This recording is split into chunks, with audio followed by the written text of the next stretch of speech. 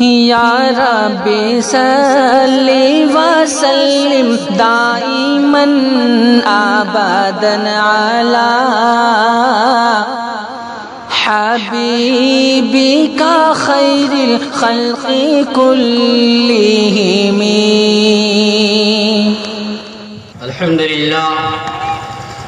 لله نحمده ونستعينه ونستغفره ونؤمن به ونتوكل عليه ونعوذ بالله من شرور أنفسنا ومن سيئات أعمالنا، من يهده الله فلا مضل له ومن يضلله فلا هادي له، ونشهد أن لا إله إلا الله وحده لا شريك له ولا نظير له ولا وزير له ولا مشير له ولا معين له، وصل على سيد الرسل وخاتم الأنبياء المبعوث إلى كافة للناس بشيرا ونذيرا وداعيا إلى الله بإذنه وسراجا منيرا. أما بعد، فأعوذ بالله من الشيطان الرجيم، بسم الله الرحمن الرحيم. نون والقلم وما يسطرون، ما أنت بنعمة ربك بمجنون، وإن لك لأجرا غير ممنون، وإنك لعلى خلق عظيم. وقال النبي صلى الله عليه وسلم: بعثت لأتمم مكارم الأخلاق، أو كما قال صلى الله عليه وسلم. اس کا احسان ہے، اس کا فیضان ہے، اس کا احسان ہے، اس کا فیضان ہے، میری ہستی کو اس نے سنوارا بہت. آج اشکوں سے میں نے محمد لکھا، پھر اسے اپنے ہونٹوں سے چوما بہت. تو درودوں میں ہے، تو سلاموں میں ہے، تو اذانوں میں ہے، تو نمازوں میں ہے. تیرا ثانی جہاں میں نہ مجھ کو ملا، میں نے تاریخ عالم میں ڈھونڈا بہت. آپ بہرے عیادت گئے، اس کے گھر پھینکتی تھی جو کوڑا سرے پاٹ پر. کتنی خوش وقت تھی، کتنی بدبخت تھی، یاد آتی ہے مجھ کو وہ بڑھیا بہت. تیری تعریف میں جو بھی میں نے کہا، تیری توصیف میں جو بھی میں نے کہا، اس کو سن کر اگر اے مسیح آئے جاں تو مسکرا دے ذرا سا تو اتنا بہت. میرے محترم بزرگوں اور دوستوں اور اسٹیج پر بیٹھے ہوئے معزز علماء کرام، السلام علیکم ورحمۃ اللہ وبرکاتہ. دوستوں، آپ سب کو میں بتا دوں کہ چونکہ پرمیشن 12 بجے تک ہی ملا ہے، اس لیے میں جلدی اپنی باتوں کو سمیٹنے کی کوشش کرتا ہوں. دیکھیے، اللہ کے نبی جناب محمد رسول اللہ صلی اللہ علیہ وسلم سے ہمیں محبت ہے اور ہونا بھی چاہیے. اور ہمارا اور آپ کا عقیدہ ہے کہ نبی پاک صلی اللہ علیہ وسلم کی زندگی، اور ہمارا اور آپ کا عقیدہ ہے کہ نبی پاک صلی اللہ علیہ وسلم کی زندگی کے کسی بھی گوشے کو کوئی موضوع بناتا ہے تو عبادت کر رہا ہے. ہمارے آقا مسکراتے تھے، اگر کوئی مسکرانے کے انداز کو بیان کرتا ہے تو عبادت کر رہا ہے. ہمارے آقا جیسے کھاتے اور پیتے تھے، اگر کوئی آقا کے کھانے پینے کے انداز کو بیان کرتا ہے تو عبادت کر رہا ہے. اگر حضور پاک صلی اللہ علیہ وسلم کی سیرت کے کسی بھی گوشے کو کوئی موضوع بناتا ہے تو میں سمجھتا ہوں کہ وہ عبادت کر رہا ہے. یاد رکھیے گا، حضور پاک صلی اللہ علیہ وسلم کی زندگی کا وہ گوشہ جو آج ہماری نظروں سے اوجھل ہو گیا، یہ وہ گوشہ ہے جس کی بنیاد پر اللہ رب العزت نے لوگوں کو ایمان کی دولت سے سرفراز فرمایا. اگر حضور پاک صلی اللہ علیہ وسلم کی زندگی کے اندر یہ چیز نہ ہوتی تو جو لوگ اسلام میں داخل ہوئے شاید اتنی بڑی تعداد میں اسلام میں داخل نہ ہوتے.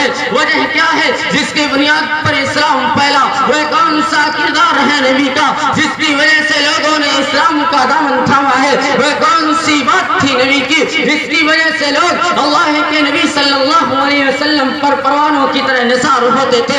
قرآن کہتا ہے وَلَوْ كُنْتَ فَظًّا غَلِيظَ الْقَلْبِ لَانفَضُّوا مِنْ حَوْلِكَ وَبِمَا رَحْمَةٍ مِنَ اللَّهِ لِنتَ لَهُمْ. اے میرے نبی حضرت محمد مصطفیٰ صلی اللہ علیہ وسلم، آپ رحم دل ہیں، آپ اخلاق و مروت والے ہیں، آپ کے دل و دماغ کے اندر لوگوں کی تعظیم ہے اور لوگوں کی توقیر ہے، یہ اعلیٰ اخلاق آپ کا جو ہے اسی کی بنیاد پر لوگ اسلام کے اندر داخل ہوئے۔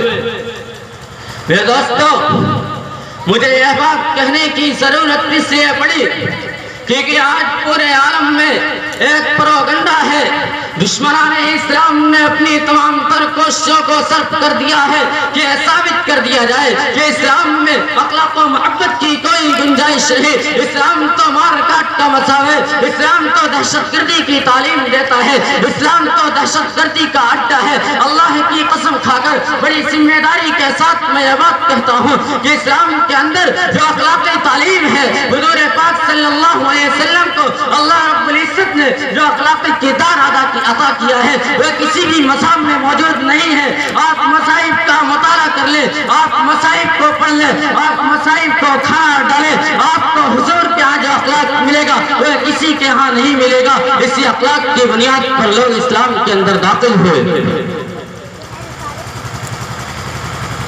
دنیا والوں کو بتاؤ کہ تم تو اندھے ہو، تمہارے پاس تو اخلاق نام کی کوئی چیز نہیں تھی، تمہیں تو یہی پتا نہیں تھا کہ ماں کا مقام کیا ہوتا ہے، تمہیں تو یہی پتا نہیں تھا کہ باپ کا مقام کیا ہوتا ہے، تم تو عورتوں کو ڈائن سمجھتے تھے، تم تو عورتوں کو چڑیل سمجھتے تھے۔ مذہب اسلام ہے جنہوں نے ہر ایک کے مقام و مرتبے کو بتا کر کے اخلاق کی دولت سے روشناس کرا کر تمہیں سریا کی بلندی پر پہنچایا ہے۔ میرے آقا کی زندگی اخلاق سے پر ہے، تم تانے دیتے ہو، مذہب اسلام پر الزام لگاتے ہو، اسے دہشت گردی کا مذہب بتلاتے ہو، اسے مار کاٹ کا مذہب بتلاتے ہو۔ داعش کے چند چھچورے اگر کھڑے ہوتے ہیں اسلام کو بدنام کرنے کے لیے، یہودیوں کے شاگرد یہودی درسگاہ سے تعلیم پا کر نکلتے ہیں، یہ مار کاٹ کرتے ہیں، تم سمجھتے ہو یہ اسلام کی تعلیم ہے۔ اللہ کی قسم یہ اسلام کی تعلیم نہیں ہے۔ میں بتلاتا ہوں تمہیں کہ اسلام کی تعلیم کیا ہے۔ اللہ کے نبی صلی اللہ علیہ وسلم اپنی دعوت کو بلند کرنے والے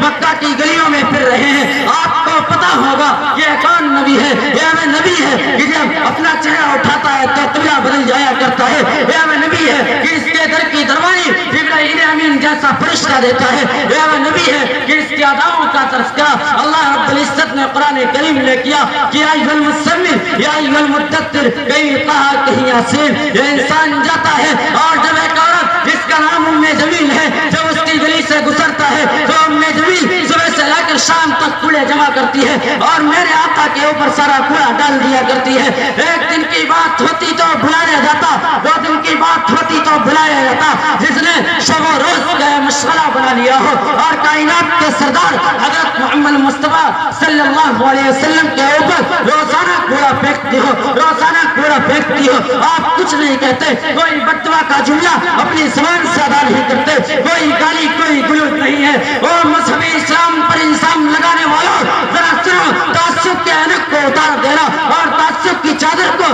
تار کر کے ذرا میری بات کو سن لینا۔ تمہارے پاس تو ٹائم نہیں ہے، تمہیں تمہاری کرسی مبارک ہو، لیکن اللہ والوں کی مجلس میں بیٹھ کر کم سے کم اسلامی تعلیمات کو سمجھنے کے بعد ہی اس پر اوچھے وار کرتے تو شاید اچھا لگتا۔ میرے دوستو، پرمیشن 12 بجے تک ہے، اس لیے میں اپنی بات کو یہیں پر ختم کرتا ہوں۔ اللہ رب العزت سے دعا ہے کہ اللہ رب العزت ہم سب کو اپنے اخلاق عمدہ بنانے کی توفیق عطا فرمائے۔ آمین۔ وآخر دعوانا الحمدللہ رب العالمین۔